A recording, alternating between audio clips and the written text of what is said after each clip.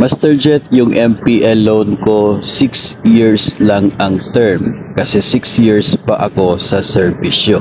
Pero sa darating na June 23, mag 7 years na ako. Pwede ba i-extend ko yung loan ng 7 years? Hindi po pwede na mag-extend ka ng 7 years ng loan kapag 7 years ka na sa service.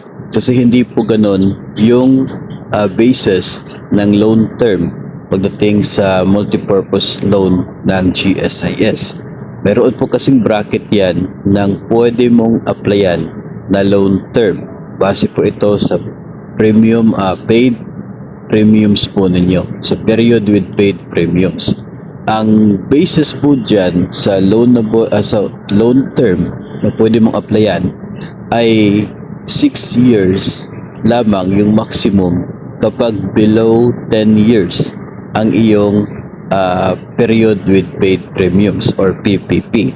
Kapag lagpas na sa 10 years ang PPP ay maximum naman ng 15 years ang pwede mong ma-avail na loan term sa GSS MPL Flex. So, kung 7 years ka pa lamang sa serbisyo, malamang yung PPP mo ay nandoon pa lamang sa 6 to 7 years. So, hindi ka pa eligible sa loan term more than 6 years.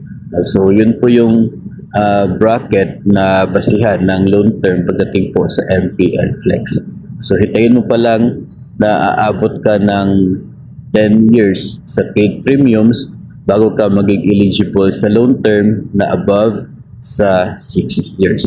Maliban na lamang kung magkakaroon ng pagbabago sa terms and conditions ng MPL Flex.